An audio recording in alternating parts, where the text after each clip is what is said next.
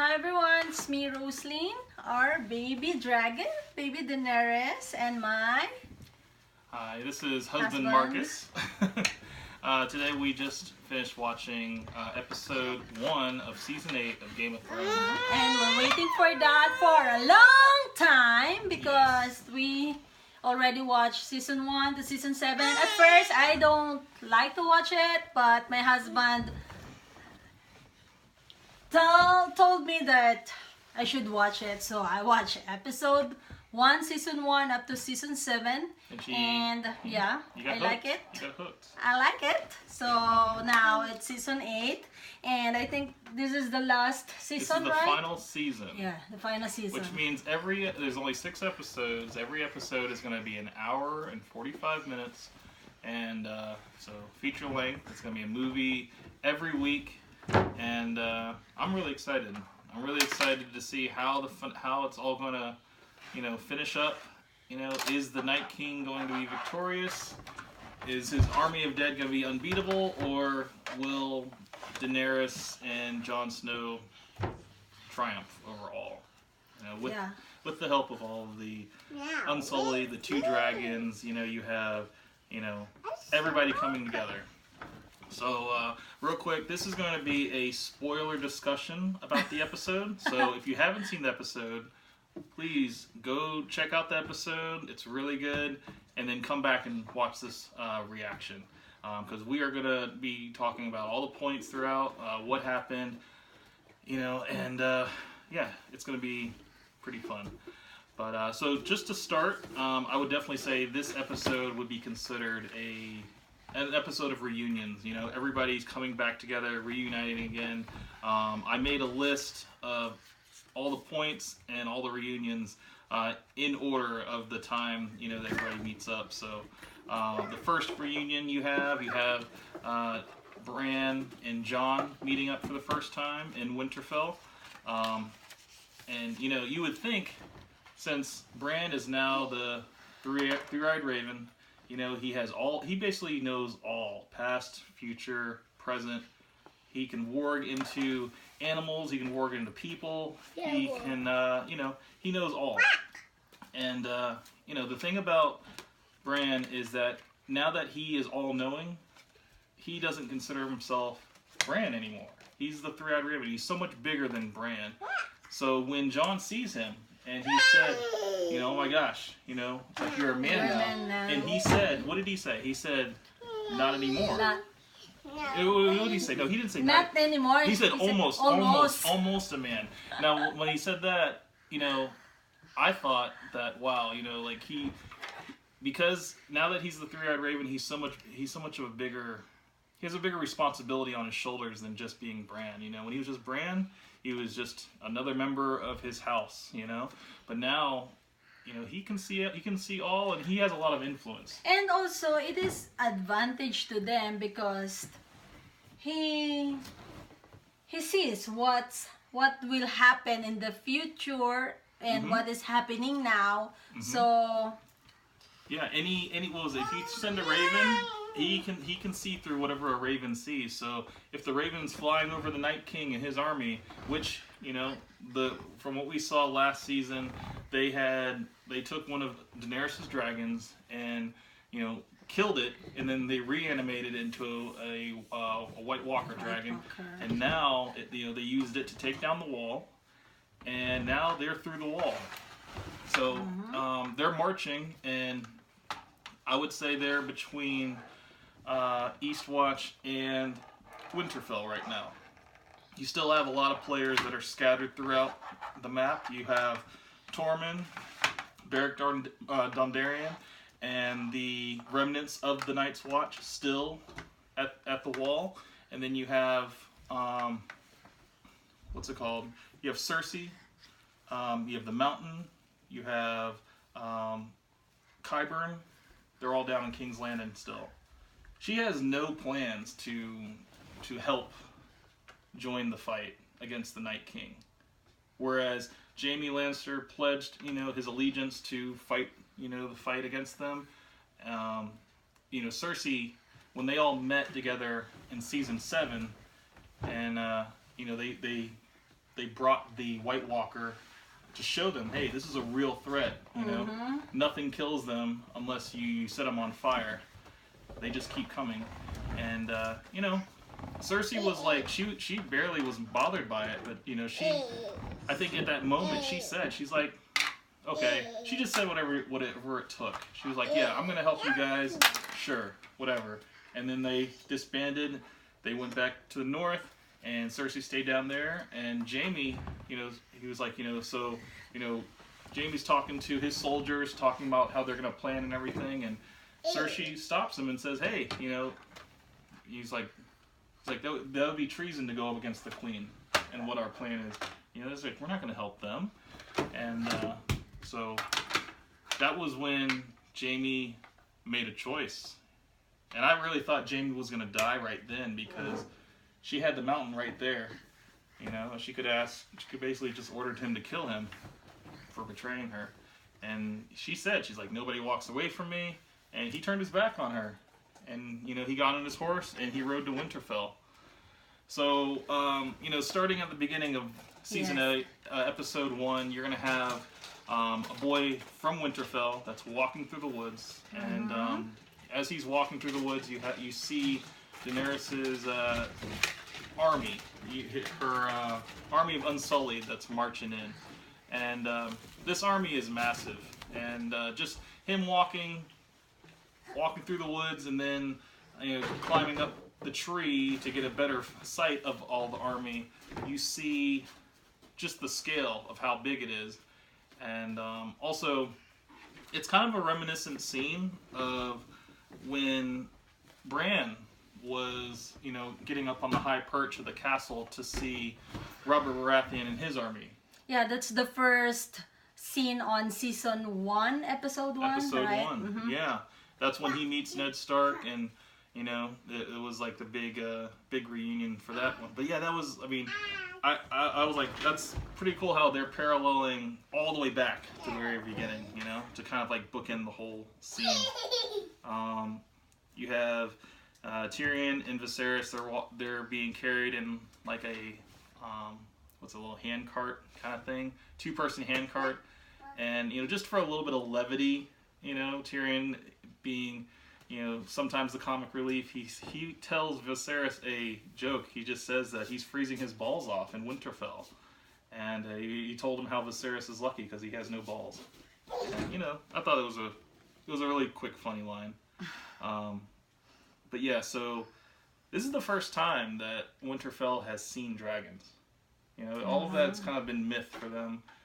Everybody, it's just really just been, you know, wars and battles and people, you know, trying to game for the throne. And, you know, dragons have been something that haven't been seen for, you know, hundreds of years.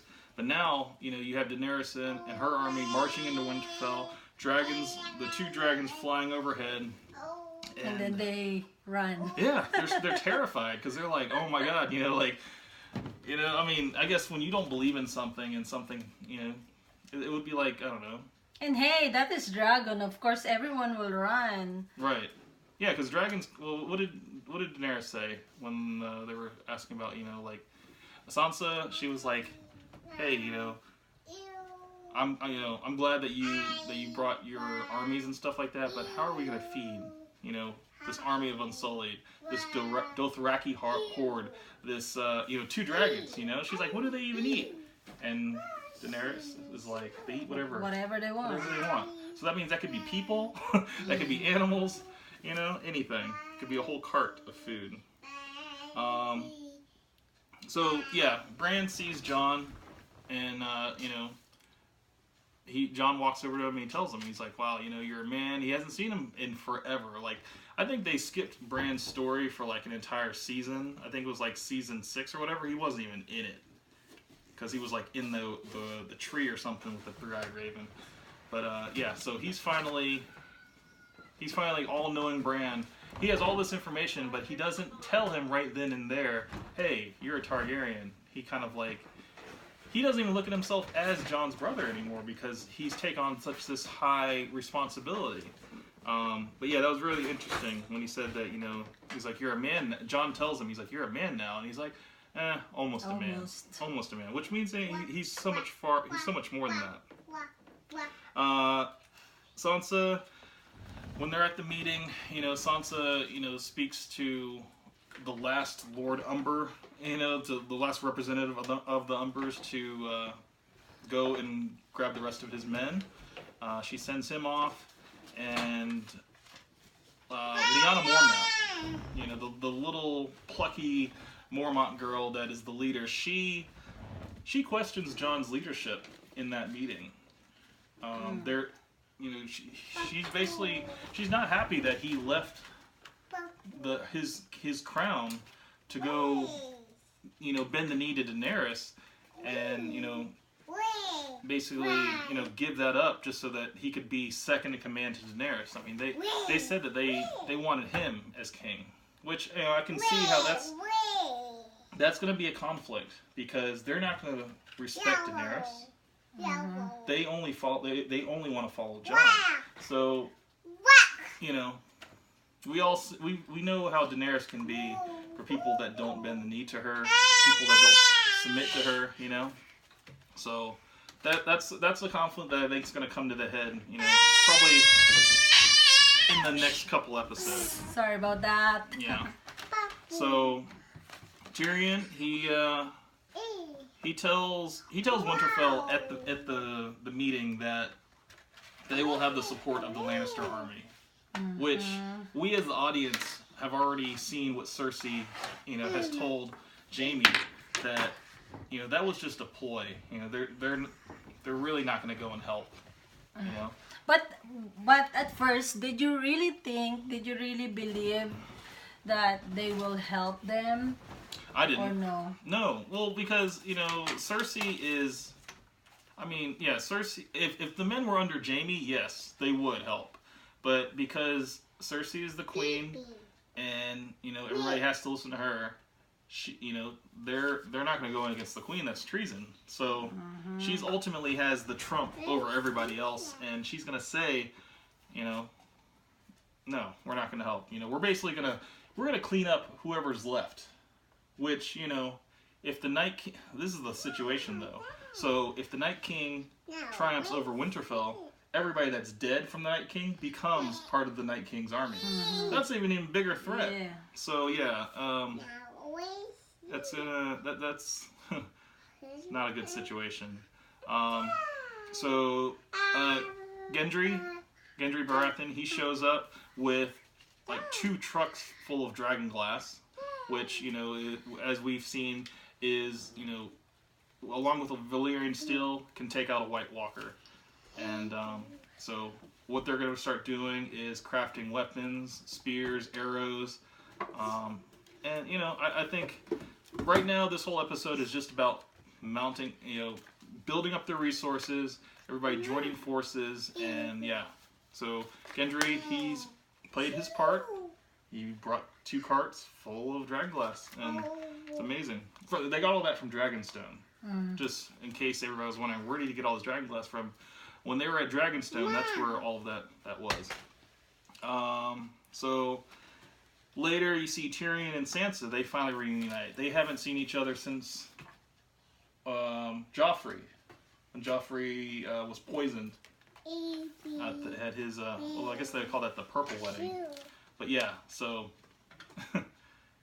Tyrion, well, what was it? I think at the time of that episode, Sansa was accused of poisoning Joffrey. So they got her out. I think it was, who was it? Yeah, it was Littlefinger that got her out of there. And then I think it was Jaime that got Tyrion out of King's Landing. So, yeah, they both escaped, and they lived to basically talk about that. But, in their conversation, Sansa and Tyrion, Sansa, she completely doubts that Cersei's going to send any of her troops to come help and, even fight for Tyrion. Like, she knows that Sansa hates, that Cersei hates Tyrion. She knows that. So, she knows that, there's not going to be...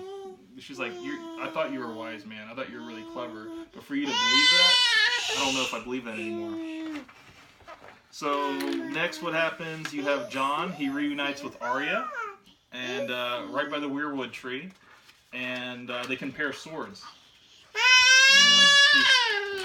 Arya still has Needle, and Jon still has his Valyrian sword, Longclaw.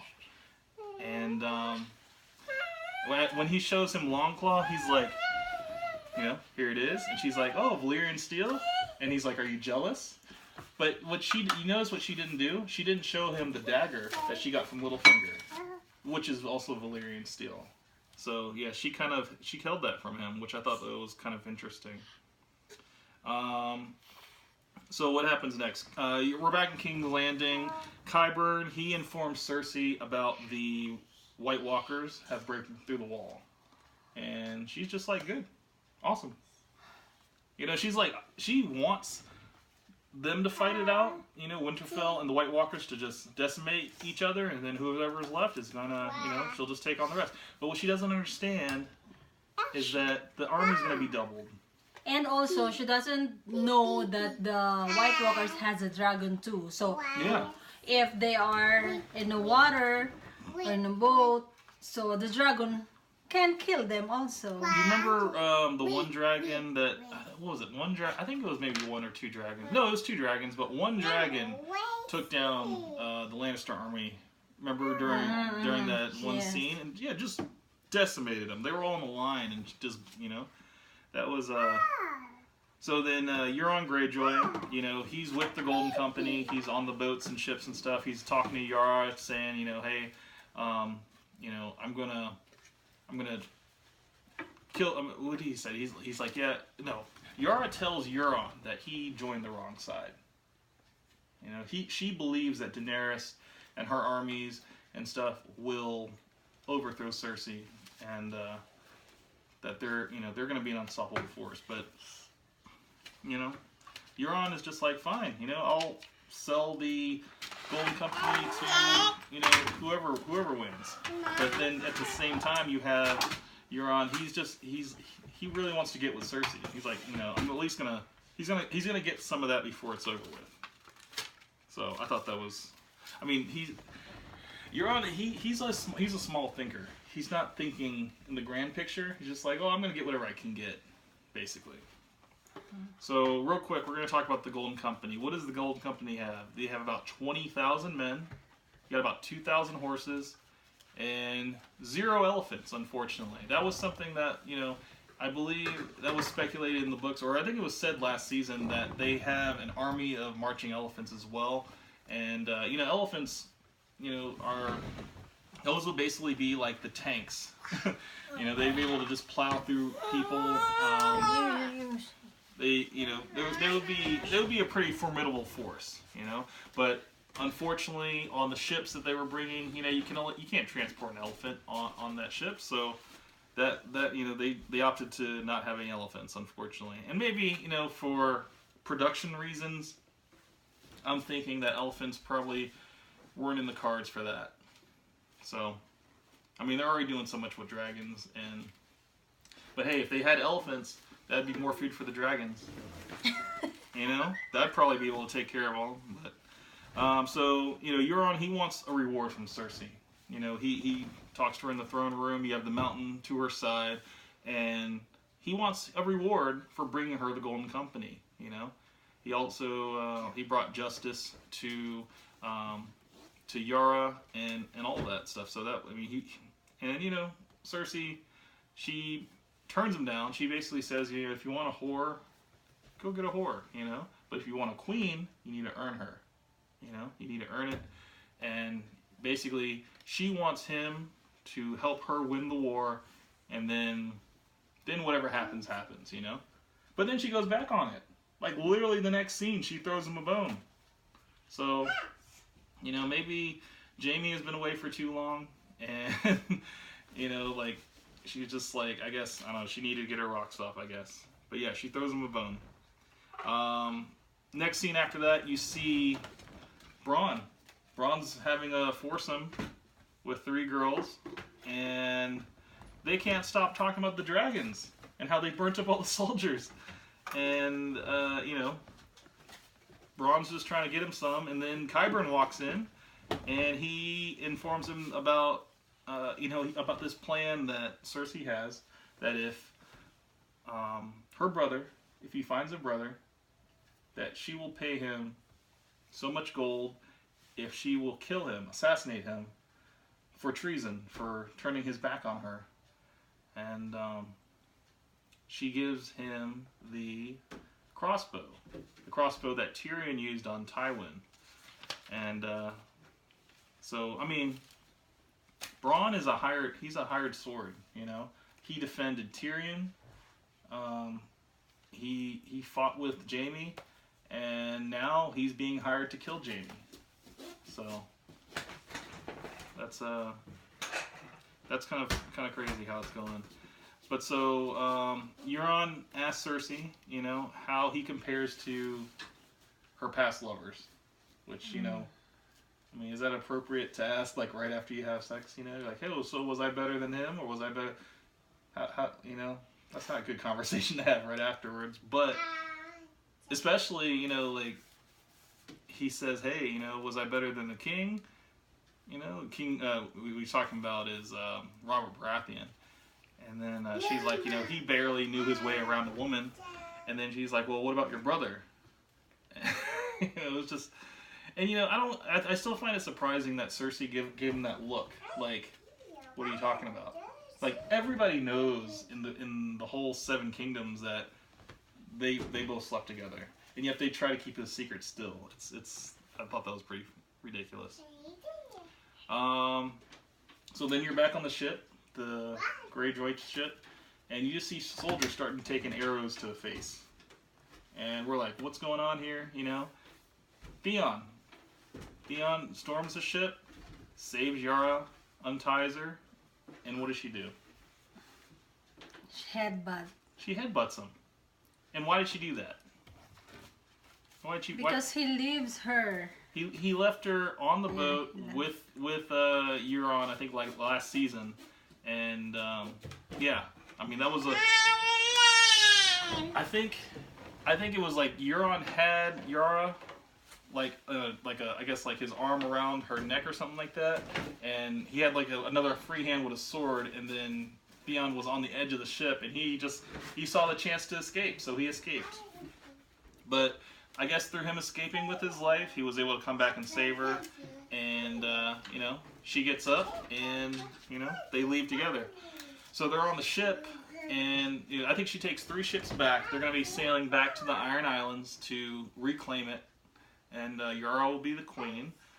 But Theon wants to stay. He wants to stay and fight in Winterfell with you know, the family that raised him, with Jon and the rest of the Starks.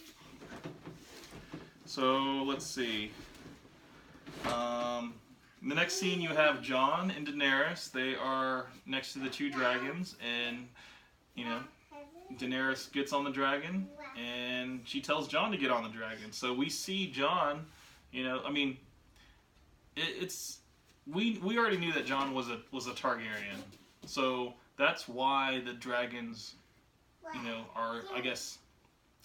They're sensitive to him, you know, like they wouldn't eat him right away, and they don't see him as a threat, so they let him get on and ride. So they fly around, and it's you know, it's a pretty cool moment, because you see you know, at one point I thought Jon was gonna fall off the dragon, but you know, it was good. He hung on, and he said that the that she ruined horses for him, because, you know, riding the dragon was so much better. After that, I think he rides Daenerys after that. They're at a waterfall, and then, yeah, so that happens. That was pretty funny. Oh, yeah, and then Daenerys says that they could stay at the waterfall for 1,000 years and nobody would know. That was very reminiscent of when Jon was with the wildling, Ygritte, and she said, you know, we should have stayed in the cave. I thought that was a nice little callback to that. So in the next scene, we see Arya. She meets up with Gendry, and she asks him if he can make a weapon for her. It's kind of like a looks like a spear or something, but you know, that was a nice little reunion for them to meet up.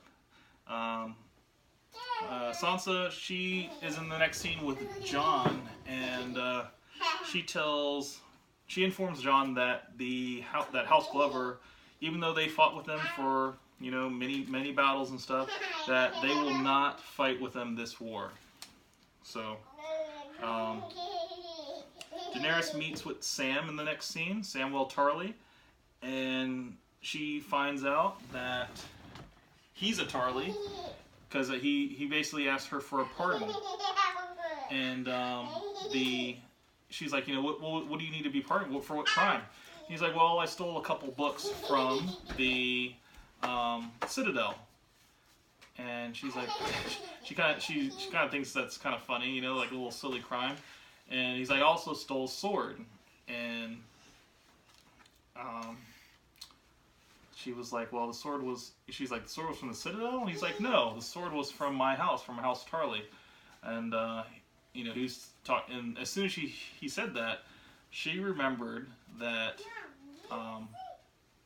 it was Sam's father and his brother that stood against him and would not bend the knee, and they ended up sacrificing their lives that day. So she ends up telling Sam that, and, Sam is kind of torn up about it, rightfully so. And then he goes, he excuses himself. And so as soon as he leaves the room, he goes out and he sees Bran. And Bran's sitting there, and he tells him, he's like, what are you sitting here for?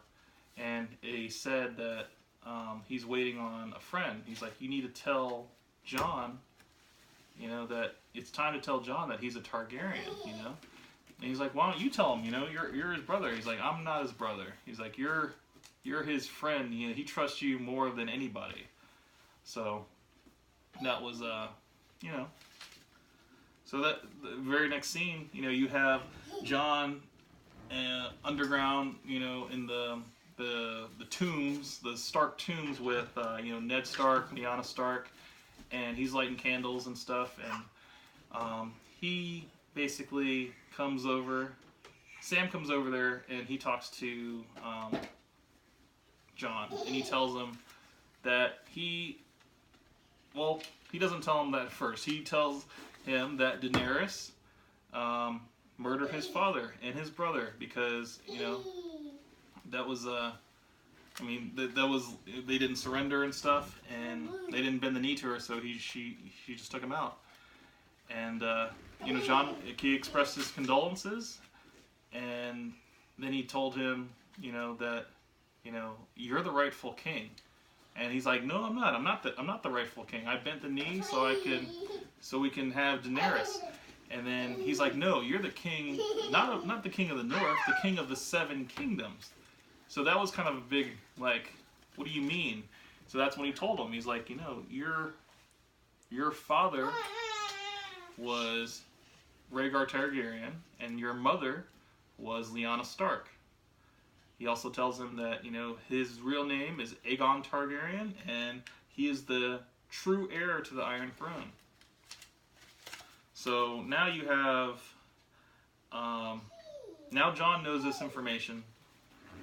He doesn't see, they don't show another scene with him and Daenerys, but I'm thinking that's going to come to a head. The next scene you see them together, he's probably going to have some questions for her. And so he knows that Daenerys is his aunt. Well, yeah, because now he knows who Rhaegar Targaryen is. He knows who Lyanna Stark is, But yeah, he still has a little conflict because he's like, wait a minute, you're going to tell me that the most honorable man I've ever known, Ned Stark, the guy that raised me and stuff, he lied to me, And he's like, no, he said that he would protect you from Robert Baratheon, because if Robert Baratheon knew that, Lyanna Stark had a son with Rhaegar Targaryen, and, the baby would have been killed. So that was the promise that Ned Stark made to Lyanna. And, so yeah. Let's see, where am I at right now? So, we see Tormund and Beric Dondarrion. You know, they're still over at the Wall, the remnants of the Wall, and they meet up with the Night's Watch. So the Night's Watch and Tormund, Beric Dondarrion, they go down this hall and they see the boy, the little Umber boy that was sent by Sansa to recruit the rest of his men. He is pinned up against the wall. There's like this spiral of arms and legs that are behind him, kind of like the symbols that you've been seeing all throughout, from the very first episode all the way to the next, to the middle season. The Night Walkers, the White Walkers, they always do that little spiral design and stuff. Well, they did it again, and they did it with body parts and the little Umber boy, and the little Umber boy came back to life, that was a kind of a jump scare moment when it happened. But yeah, that was pretty crazy. But yeah, so Beric Dondarrion with his flaming sword stabs the little boy, and the whole thing lights on fire, and it's this little spiral of fire on the wall. So that was pretty nifty. There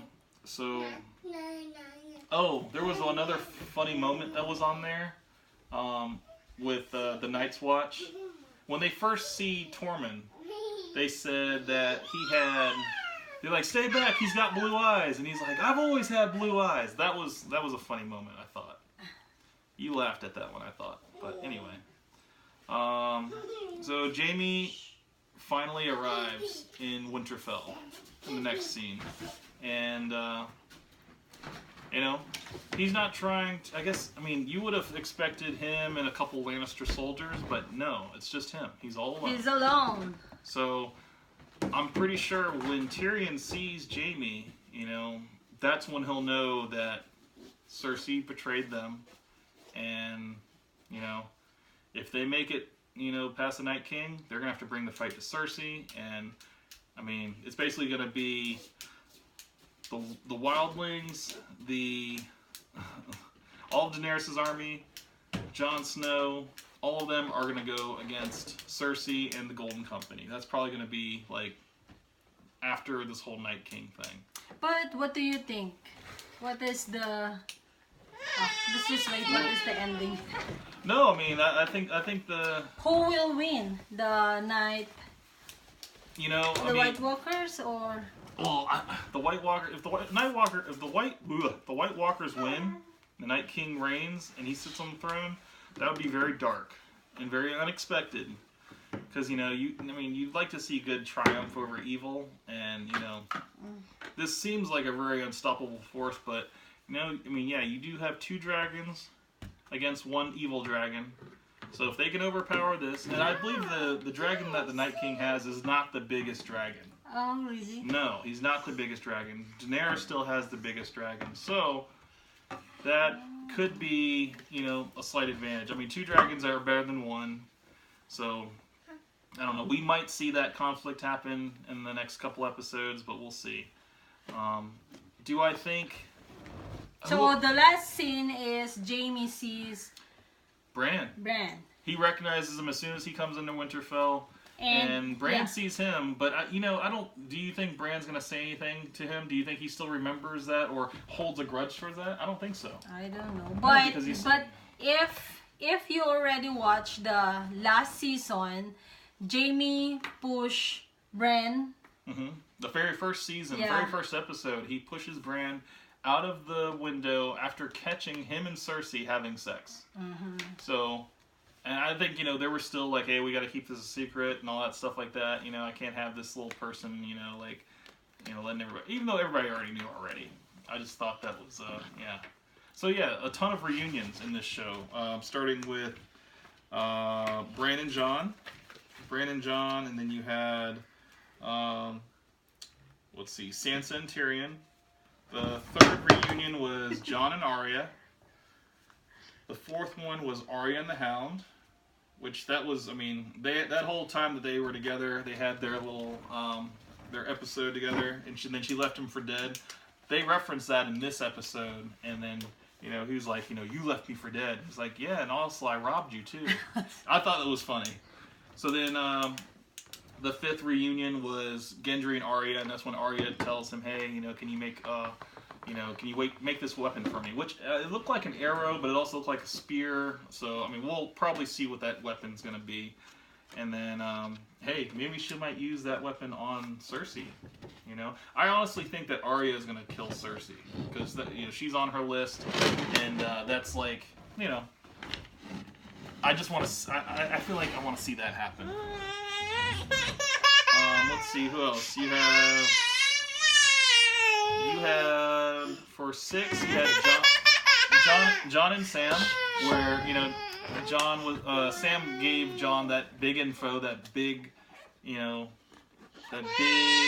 buster that he is Aegon Targaryen. He is the rightful heir to the Iron Throne, and so now that he has this information, what is he going to tell Daenerys? What is Daenerys going to submit to Jon and let him be the king, or what? Because he seems like he doesn't want it. Jon doesn't want to be king. He just wants everybody to survive. He's kind of one of those people that look. I don't want to boss everybody around. I just want everybody to get along. Whereas Daenerys is completely different. She wants to rule. She's been wanting to rule ever since the very beginning. So, we'll see. I thought this was a great episode. Out of 10, what would you give it? Like what I always rated, maybe 7. Like a 7. Yeah, because this was just a builder episode. It was really just everybody coming back together, people just kind of reuniting again, and just seeing where all the major players are at. I look forward to next Sunday. Hopefully, we will. They're probably going to be building all the way to the battle, probably to the last 3 episodes. Probably going to be a big battle scene. Hopefully, bigger than Battle of the Bastards. We'll see. Mm-hmm. But I enjoyed it. Out of 10, I would give it probably like a 8, because I loved all the callbacks that they did, and I also loved all the reunions, and there wasn't that much action in it. You did have the Yara and Theon and stuff where he saved them and stuff. That was a little bit of action, but yeah, that was I think this was just a reunion episode. It was still good. It was very good. But yeah, so that was our reaction. If you have any questions or would have any comments, would please comment down below, and please subscribe. We'll do another reaction video for the next one if we get 150 likes on this video. So thank you so much, and you guys have a wonderful evening. Anything to do? Bye! Daenerys, you want to say goodbye? Our baby dragon! Say bye! Bye! Bye, guys.